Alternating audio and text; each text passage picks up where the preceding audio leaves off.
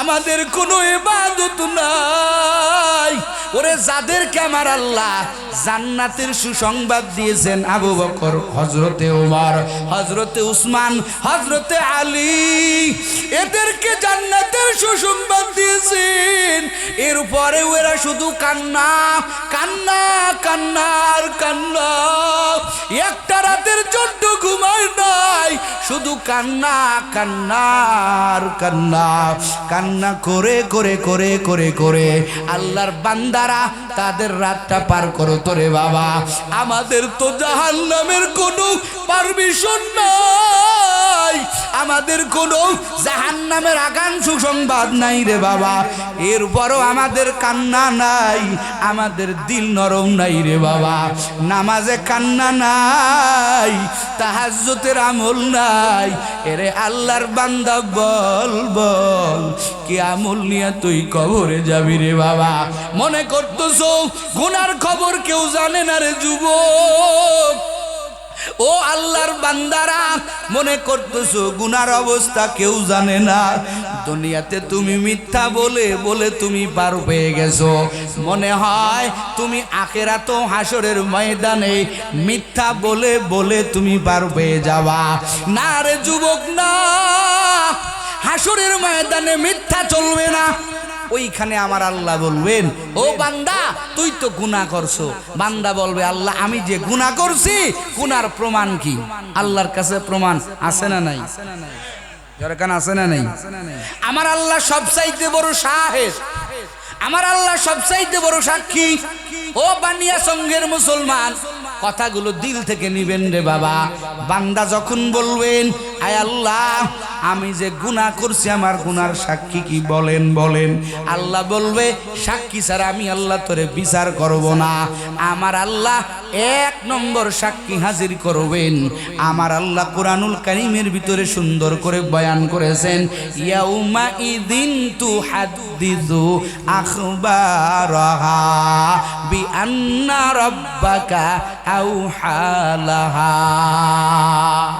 আমি আপনি যেখানে গুনাহ করছি ওইখানে মাওলার জমিন ছিল কি ছিল না? জোরে বলেন, বুঝে শুনে বলছেন তো? এই জমিন সাক্ষী হয়ে যাবে। আল্লাহ কয়, ও নাফরমানের দল, মনে করিও না তোমার আমার গুনার খবর কেউ জানে না রে বাবা। তোমার আমার গুনার খবর ওরে মা জানে না, বাবা জানে না, না না, তুমি আমি যেই জায়গায় অন্যায় করেছি রে বাবা, ওই জায়গা আমার মাওলার জমিন হাজির। হাসরের ময়দানে আমার আল্লাহ ওই জমিন রে ডাক দিবে, রে জমিন আয়। আয়েশা বলবে, আমার আল্লাহ বলবে, এরে জমিন বল বল, আমার এই বান্দা তোর উপরে দাঁড়াইয়া কোন কোন গুনাহ করছে।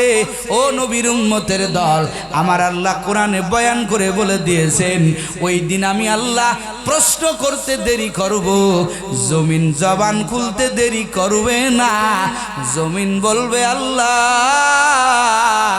তোমার এই বান্দা আমি জমিনের উপরে দাঁড়াইয়া দাঁড়াইয়া দাঁড়াইয়া দাঁড়াইয়া এই এই এই এই অন্যায় করছে। বলেন তো বাবা, তুমি আমি যেই জায়গা গুনাহ করছি ওই জায়গা আমার মাওলার জমিন ছিল কি ছিল না? আল্লাহর কাছে জমিন নালিশ করবে। ও নবীর উম্মতের দল, অথচ তুমি জমিনের পাগল। বলো, এই কাঠা জমি আমার, এই মাঠ জমি আমার, এই জমি আমার, এই জমি আমার, এই বিল্ডিং আমার, এই বাড়ি আমার, ওই বাড়ি আমার, কত বাহাদুরি করো, কিন্তু হাসরের ময়দানে রে বাবা এই জমিন তোমার আমার পক্ষে থাকবে না, তোমার আমার বিরুদ্ধে সাক্ষী দিবে। আল্লাহর কাছে বলবে, রে মালিক তোমার বান্দা আমার উপরে দাঁড়ায়া দাঁড়ায়া এই গুনাহ করছে। ও যুবক, ও বানিয়া সঙ্ঘের মুসলমান, জমির পাগল হইয়েন না। পাগল যদি হইতে হয় আমার আল্লাহর পাগল হন। কথা বলেন ঠিক কিনা? যেতে হবে ওই কবরে, যেতে হবে ওই কবরে, সঙ্গে কিছু যাবে না, 3.5 হাত জায়গা পাবি, পাবি না রে বিছানা। 3.5 হাত জায়গা পাবি, পাবি না রে বিছানা। আমার আপনার কান্নাই শুনি না, কিন্তু নবী বলে গেছেন, ও উম্মতের দল, জমিনে অহংকার মারিয়া মারিয়া পাও ফেলো না। লা তামশি ফিল আরদ, খবরদার জমিনের ভিতরে ওইভাবে পাও ফেলাইও না। অহংকার ভাব দেখাইয়া এই জমিনের ভিতরে তুমি পাও ফেলাইও না। তুমি তো জানো না এই জমিনের মাটি, এই জমিন প্রতিদিন তোমারে ডাক দিয়া বলে, ইয়া আদম, ইয়া বনি আদম, আনা বাইতুল ওয়াহদা। এরে বনি আদম শুনো, এত অহংকার মারিও না, আনা বাইতুল ওয়াহদা। এরে বনি আদম শুনো, আমি জমিন একদিন তোমার জন্য এমন একটা ঘর হয়ে যাব। আমি জমিন একাকিত্বের ঘর, এই ঘরটা এমন ঘর, আনা বাইতুল ওয়াহদা, আনা বাইতুল ওয়াহশা। আমি একটা ভয়ঙ্কর ঘর, আনা বাইতুল গুরফা। আমি এমন একটা গুরফা হয়ে যাব, আনা বাইতুল গুরফা তুদ্দুদ। ও জমিনের মানুষ, আমি ঘর একদিন তোমার জন্য সাপ বিচ্ছুর ঘর হয়ে যাব। সুতরাং আমার মধ্যে তোমার ভিতরে আসতে হবে। খবরদার, সাবধান, এ দুনিয়ার মানুষেরা, এই জমিনের ভিতরে চলবা, অহংকার নিয়া না। আমার ভিতরে তোমার একদিন আসতে হবে। আমি অন্ধকারের ঘর, আমি সাপ বিচ্ছুর ঘর, আমি হলো বড় আন্তর্কির ঘর।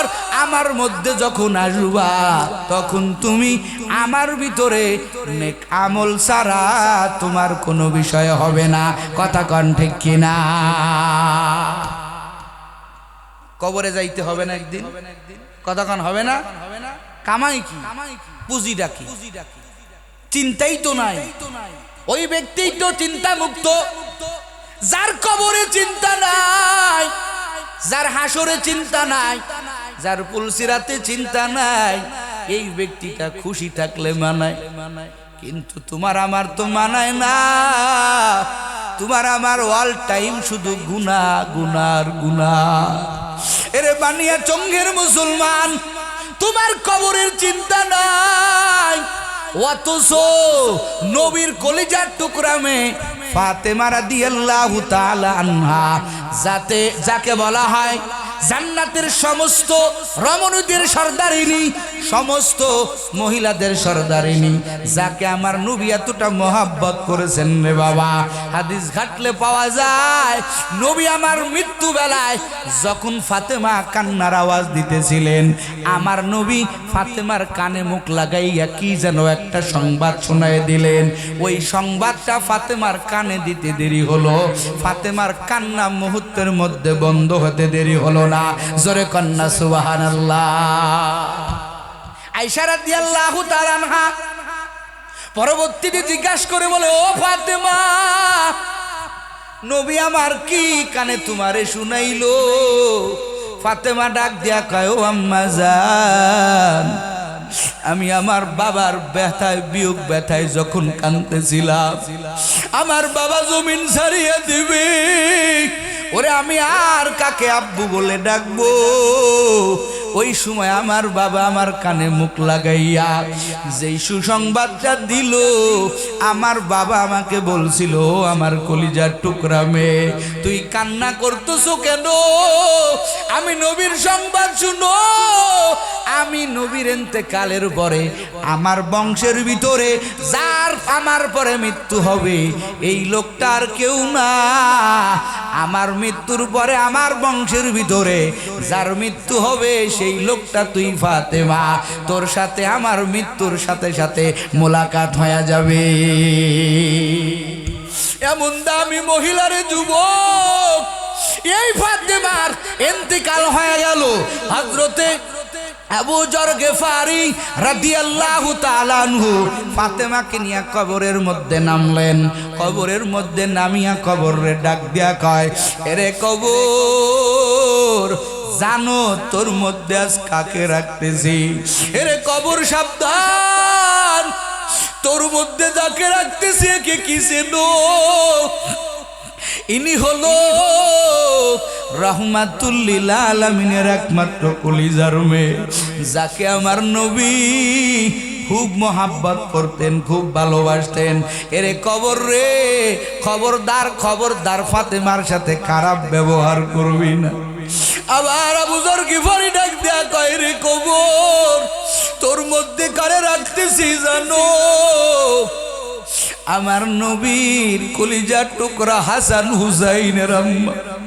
খবরদার কবর, খবরদারের সাথে বেয়াদবি করবি। আবার আবু যর গিফারি ডাক দিয়া বলে, এরে কবর, তোর মধ্যে কাকে রাখতেছি জানো? আরে নবী বলেছেন, না মাদিনাতুল ইলমি ওয়া আলিয়্যু বাবুহা, আমি হলাম এলেমের দরজা, আমি হলাম এলেমের রাজ্য, আর ওই এলেমের দরজা হলো আমার আলী। ও কবর, আলীর স্ত্রীকে রাখতেছি। খবরদার খবরদার, এই খবর তুই আমার এই ফাতেমার সাথে বেয়াদবি করবি না। আবার কবরে ডাক দেয়া কয়, রে খবর, তোর মধ্যে কিন্তু জান্নাতি সমস্ত মেয়েদের সর্দারিনী ফাতেমাকে রাখতেছি, খবরদার বেয়াদবি করবি না। ওরে যুবক, এই কথাটা বললেই বড় ভয় লাগে। কবরকে এত বড় বড় বড় বড় বড় বড় বড় কথা বলার পরেও ওই দিনকে আবু যরের কথাগুলো শোনার পরে কবরের মাটি বলছিল, রে আবু যর গিফারি, শুনিয়া নাও, আমি বিশ্ব নবীর মেয়ে ফাতেমাকে চিনি না, আমি হাসান হুসাইনের আম্মা জানকে চিনি না, আমি আলীর স্ত্রীকে চিনি না, আমি হাসান হুসাইনের আম্মাকে চিনি না, আমি জান্নাতি রমণীদের সর্দারিনী চিনি না। এরে আবু যর গিফারি, আমি এমন কবর, আমার মধ্যে যে ভালো আমল নিয়ে আসবে আমি তার সাথে ভালো ব্যবহার করব, আর আমার মধ্যে যে খারাপ আমল নিয়ে আসবে আমি কবর তার সাথে ভালো ব্যবহার করতে পারবো না। খারাপ আমল নিয়ে আসলে সে যত বড় পীর সাহেব হোক না কেন, আমি তার জন্য একটা ভয়ঙ্কর গর্ত হয়ে যাব। ও আল্লাহর বান্দারা, ও কলিজার টুকরে যুবক, ও পর্দার আড়ালের আম্মা জান, ফাতেমার বেলায় কবর যদি এত কড়া কথা বলতে পারে, বলো বলো বলো, তোমার আমার আমল নাই, কান্না নাই, কান্না নাই, তোমার আমার কান্না নাই, আমল নাই, এরপরেও তো আমাদের কোনো পেরেশানি নাই। আর আবু বকর কান্না করতে করতে করতে করতে চোখের কিনারায় দাগ ফেলাইয়া দিলেন, ওমরের মতো সাহাবী ঘরের দরজা লাগাইয়া কান্না করলেন। একমাত্র এদের চিন্তা হলো, আল্লাহ আমি কবরে কি নিয়ে যাব? কথা কন ঠিক কিনা? ও বানিয়া সংঘের মুসলমান, আল্লাহ কয় বান্দা অপরাধ করিস নাই, আরো প্রমাণ দে আমার আল্লাহ কয়, এ হাত তোর জবান খুলে দে, এ চোখ তোর জবান খুলে দে, হাসরের ময়দানে আমার আল্লাহ তোমার আমার মুখের উপরে মোহর এঁটে দিবেন। আল্লাহ স্পষ্ট বয়ান করে বলেন, আল-ইয়াউমা নাখতিমু আলা আফওয়াহিহিম ওয়া তুকাল্লিমুনা আইদিহিম ওয়া তাশহাদু আরজুলুহুম বিমা কানু ইয়াকসিবুন। আমার আল্লাহ বলবেন, রে জবান আর সাফাগিরি চলবে না, তোর জবানটা বন্ধ কর। হাত আল্লাহর কাছে জবাব দিবে, হাতের জবান খুলে যাবে রে বাবা, তোমার আমার পায়ের জবান খুলে যাবে।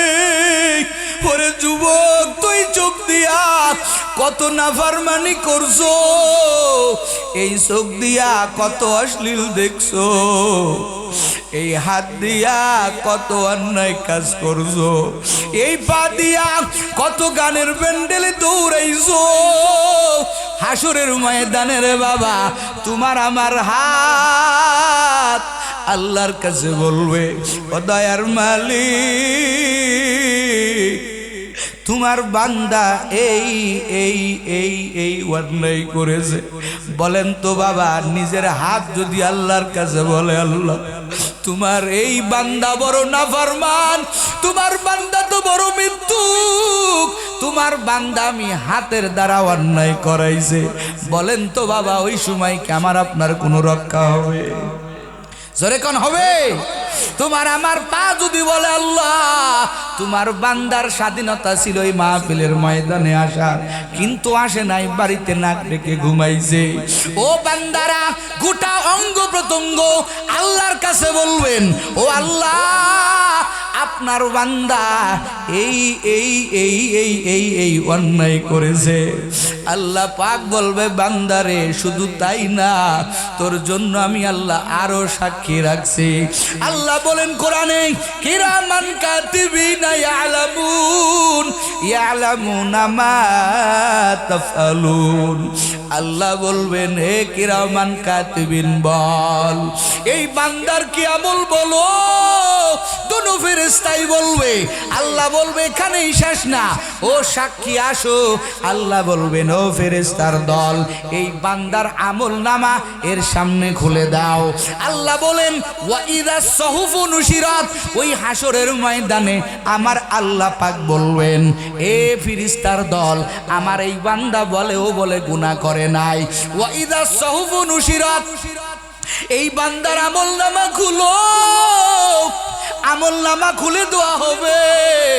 আল্লাহ বলবেন, ইকরা কিতাবাকা কাফা বিনাফসিকাল ইয়াউমা আলাইকা হাসিবা। এরে বান্দা পর পর পর দুনিয়াতে কি আমল করছো। বান্দা আমল নামা হাতে নিবে, হাতে আমল নামা নিয়ে বলবেন, মালি হাদাল কিতাব লা ইগাদিরু সগীরাতাও ওয়ালা কাবীরাতান ইল্লা আহসাহা। বান্দা বলবেন, রে মালিক হায় আল্লাহ কি এমন আমল নামা আপনি তৈরি করেছেন। ও আল্লাহ আমি তাকাইয়া দেখি আমার যে একটা ছোট আমল আল্লাহ আপনি ছুটাইয়া দেন নাই। ছোট একটা অন্যায় করছি তাও আমল নামায় লেখা, বড় একটা গুনাহ করছি তাও আমল নামায় লেখা। আল্লাহ বলবেন, ও ফেরেশতা এই বান্দা তো বড় বাটপার, ওরে ধর। আল্লাহ বলবেন, খুজু ফাগুল্লু, ও ফেরেশতারা এই বান্দারে জাহান্নামের শিকল দিয়া এই বান্দারে পেঁচা পেঁচাইয়া ওরে জাহান্নামের দিকে টেনে টেনে নিয়ে যা। আমি আল্লাহ তো দুনিয়াতে রহমান ছিলাম, রহিম ছিলাম, ওই বান্দা ইচ্ছা করলে আমি আল্লাহকে ডাকতে পারতো, আমি আল্লাহরে ইনিয়ে বিনিয়ে ডাকতে পারতো। আমি আমার বান্দার জন্য রহমতের দরিয়া রহমতের দরজা খুলে প্রতিদিন আমার বান্দারে ডাকতাম। আলামিম মুস্তাগফিরিন ফাগফির আলা, আলামিম মুস্তারজিকিন ফারজুক আলা। আল্লাহ বলেন, ও বান্দা বান্দি প্রতিদিন আমি আল্লাহ প্রথম আসমানে আইসা তোরে ডাকলাম, আয় আয়। এরে কারা আসো? গুনাহ করে করে যারা নফসের উপরে জুলুম করেছো। হেরে বান্দা আমি আল্লাহর মতো গফফার আর কেউ নাই, আমি আল্লাহর মতো রহিম আর কেউ নাই। আল্লাহ কয়, বান্দা ফিরো ফিরো, তুই তো যেই দিকে চলতেছ ওই দিকে তো জাহান্নাম। ওরে বান্দা আমি জানি তোরে আল্লাহ আমি নিজেই তো বানাইছি, তোরে বানানোর বেলায় তুই একটা মশার কাছেও বড় দুর্বল, একটা বেতের বাড়ি সহ্য করতে পারো না, একটা মশার কামড় সহ্য করতে পারো না রে যুবক। বল বল ওই জাহান্নামের আগুন কেমনে সহ্য করবে? কি হবে তোমার উপায়? কি হবে আমার উপায়? কি উপায় হবে আমার মরণে? কি উপায় হইবে আমার কবরে? কি উপায় হবে আমার মরণে? কি উপায় হইবে আমার কবরে? বান্দা যখন জাহান্নামে জ্বলিবে, আল্লাহ আপনি কেমন করে দেখিবে? নিজের হাতে বান্দা আপনি বানাইলে, আবার বান্দার কেমনে জাহান্নামে ফেলিবেন? সকলেরই দরজা হইতে ফিরিয়া আপনারও দরজায় রইলাম পড়িয়া। ও যুবক, আমার আল্লাহ কয় বান্দা তোর জন্য আমি আল্লাহ একটা নাম রেখে দিলাম গফফার। আমি আল্লাহর রহমান রহিম নামটা তোর জন্য রিজার্ভ করে রাখছি। ডাকো, আমি আল্লাহ তোরে ক্ষমা না করে পারবো না। এরে তোর গুনাহ কত বল বল। আল্লাহ কয় কুল ইয়া ইবাদি, ও আমার আদরের বান্দা বান্দি। ওরে বান্দা কোথায় তুই? তুই তো আমি আল্লাহর বান্দা। লা তাকনাতু মির রাহমাতিল্লাহ, ইন্নাল্লাহা ইয়াগফিরুয যুনুবা জামিআ, ইন্নাহু হুয়াল গফুরুর রহিম। আমার আল্লাহ গাছের জন্য গফুর না। ও বানিয়া জঙ্গের মুসলমান, আমার আল্লাহ অন্য কোনো মাখলুকাতের জন্য গফুর না। আমার মাওলা, তোমার মাওলা একমাত্র তোমার আমার জন্য গফুর। আল্লাহ কয় রে বান্দা তোর গুনাহ কত? ওরে আমি আল্লাহর কাছে নিয়ে বল। ওরে তোর তওবা করতে দেরি হবে, আমি আল্লাহ মাফ করতে দেরি করব না। ওই যে মুসা আলাইহিস সালামের জামানার ঘটনা, এক দুষ্টু লোক, পাজি লোক, এরা সবাই নবীর কাছে বিচার দিল, ও জামানার পয়গম্বর, অমুক দুষ্টু লোকের কারণে আমরা তো টিকতে পারি না, ওকে আমাদের এই দেশ থেকে দেশান্তর করে দেন। নবী আমার বিচার পাইয়া ওই লোকটাকে কেন দিয়া ধাক্কা দিয়া বললেন, যা তুই এই দেশের থেকে ভেগে যা, তোকে কেউ সহ্য করতে পারে না। আল্লাহর বান্দার অন্য দেশে পাঠাইয়া দিলেন। কিছুদিন পরে আমার আল্লাহ কয়, ও আমার কালিম, ও আমার পয়গম্বর মুসা, অমুক পাহাড়ের কিনারায় যাও, আমার এক বান্দার মৃত্যুবরণ হয়ে গেছে, তুমি যাও নিজের হাতে দাফন করো, নিজের হাতে তাকে জানাজা পড়াও। মুসা আলাইহিস সালাম মালিকের অর্ডার।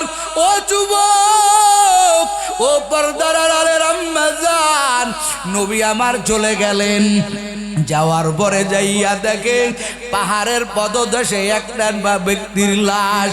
যখন মুসা আলাইহিস সালাম মুখের থেকে কাপড়টা সরাইছে, দেখে এই লোকটা আর কেউ না, এই লোকটা ওই লম্পট লোক যার অত্যাচারে জনগণ বড় বেহুশ, সবাই তাকে খারাপ বলে। মুসা আলাইহিস সালাম লোকটার লাশ দেখে কেঁদে ফেললেন, আল্লাহর কাছে বলে, মালিক এই লোকটা তো বড় দুষ্টু, তার জানাজার জন্য আপনি আমাকে কেন ডাকলেন? ও আল্লাহ, এই লোকটা তো বড় খারাপ, ও আল্লাহ আপনি কেন আমাকে ডাকলেন? আল্লাহ কয়, রে মুসা, তুই তো জানো না ও কত বড় দামি হয়ে গেছে। ওরে যখন তোরা পাহাড়ের পদদেশে ঠেলে দিলি, একটা গুহার ভিতরে আমার বান্দা হঠাৎ অসুস্থ হয়ে গেল।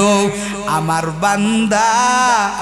বান্দার মাও নাই, বাবাও নাই, ও অসুস্থ, ও এখন কান্না করতে শুরু করলো।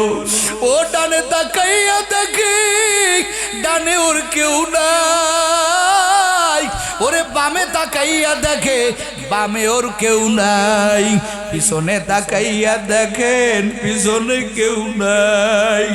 এবার উপরের দিকে তাকাইয়া আমার এই বান্দা কি পরিমাণ কান্নারে করলো রে মুসা। আমার বান্দাই নিয়ে বলতেছে, রে মালিক, আমার ডানেও কেউ নাই, আমার বামেও কেউ নাই, আমার সামনেও কেউ নাই, পিছনেও কেউ নাই। ও আল্লাহ তুমি আসো, আয় আল্লাহ তুমি আমারে মাফ করিয়া দাও। এতই নিয়ে আমার কাছে কান্না করলো। এরে মুসা, আমি আল্লাহ তো রহমান, আমি আল্লাহ তো রহিম, ওরে আমি আর পারলাম না, আমি ওকে মাফ করে দিলাম। ও যুবকের দল, এই বান্দা যদি আমার আল্লাহর কাছে মাপ পাইতে পারে, বলেন আমার আপনার কত গুনাহ আছে? আমরা তত বড় গুনাহ করতে পারি নাই। ওরে আমার মাওলা আমারকে ডাকতেছেন, ও বান্দা আমি আল্লাহর কাছে একটাবার তওবা করে দেখ। আমি আল্লাহর মতো তওবা, আমি আল্লাহর মতো গফফার আর কেউ নাই। ওই যে বনি ইসরাইলের আর একটা ঘটনা, ও নবীর উম্মতেরা, হাদিসের ভিতরে পাওয়া যায়, কিফিল নামক এক আল্লাহর বান্দা এত টাকা জেনায় খরচ করত, বর্তমান টাকার অনুযায়ী প্রায় 50-60 লাখ টাকা এক এক রাত্রে আল্লাহর বান্দা খরচ করত। ও আল্লাহর বান্দারা, ও যুবক, ও পর্দারারের আমার আম্মা জান, এই আল্লাহর বান্দা এক রাত্রে একটা মেয়েকে ভাড়া করছে। আল্লাহর বান্দা এমন কোনো রাত নাই কোনো মেয়ে নিয়ে কাটায় না। ওই দিনকে একটা মেয়ে আনছে, ওই মেয়ের কাছে যাবে। এখন তাকাইয়া দেখে এই মেয়েটার চোখ বেয়ে গড় গড় করে পানি পড়তেছে। আল্লাহর বান্দা ডাক দিয়া কয়, ও ও মহিলা, তুমি কেন কান্না করো? আমি তো তোমাকে জোর করে আনি নাই, টাকার বিনিময়ে তোমাকে আনছি। ওই মহিলা ডাক দেয়া বলে, হ্যাঁ ঠিকই বলছেন, আমি টাকার বিনিময়ে আসছি। আমি একটা জায়গা বড় দুর্বল, অসহায়ত্বের কারণে আমার নিজের যৌবনটা আপনার কাছে দেওয়া লাগছে, কিন্তু আসলে আমি তো মনের থেকে আসি নাই। আপনার সাথে এই অপকর্ম করার পরে আমি এই জন্য কান্না করি। বলেন আগামীকাল আমার মাওলার সামনে আমি কেমন করে মুখ দেখাবো?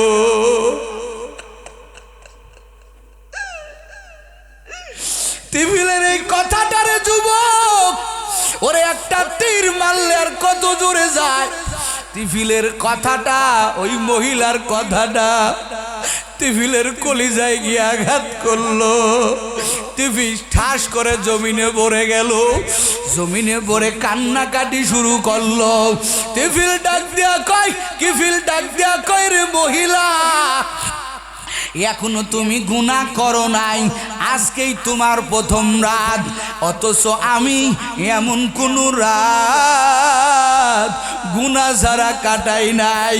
ওরে তুমি কেমন আল্লাহর বান্দি, ওরে তুমি মাওলার সামনে আগামী কালকে কেমনে মুখ দেখাইবা, এই চিন্তা তোমার আসলো। আর আমি এমন আল্লাহর গোলাম, এমন নাফরমান গোলাম, আমি প্রতিদিন অন্যায় করি, আমার তো কোনো দিন এই অনুশোচনা আসলো না, কোনদিন আমার এই ধারণা আসলো না।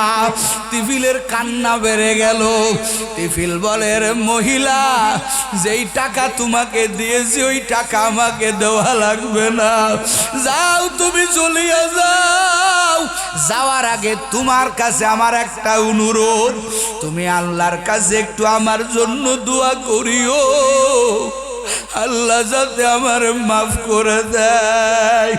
ও বানিয়া চঙ্গের মুসলমান, ওরে তওবার মতো তওবা হলে আত্তাইবু মিনাদ যামবি কামাল্লা যামবালা, তওবার মতো তওবা হলে ওই বান্দার কোনো গুনাহ থাকে না। আল্লাহর কি কুদরত রে বাবা, ওই রাতে কিফিল নামক আল্লাহর বান্দার ইন্তেকাল হয়ে গেল। আল্লাহর বান্দা তো গুনাহগার, এলাকার সবাই জানে গুনাহগার, কিন্তু আমার আল্লাহ কয় এই বান্দা যদি এইভাবে মরে যায়, কেউ তোর জানাজায় শরীক হবে না, কেউ তোকে দাফন করবে না। ও আল্লাহর কি রহম। ও হবিগঞ্জের মুসলমান, আমার আল্লাহর কাছে তওবার দ্বারা কেমন দামি হয়ে গেল। আমার আল্লাহ ফজরের পরেই কিফিলের বাড়ির সামনে লিখে দিল, কদ গফরাল্লাহু লিল কিফির, আমি আল্লাহ কিফিরকে ক্ষমা করে দিয়েছি। ওরে আল্লাহর বান্দারা, ও যুবক, আজকে তোর হাতে দড়ি পায়ে দড়ি, বল কত গুনাহ করছো, নিয়ে বিনি আমার মাওলার কাছে বলো। আমার মাওলার মতো গফফার কেউ নাই, আমার আল্লাহর মতো রহিম কেউ নাই। আজরাইল কিন্তু তোমার আমার পিছনে আছে।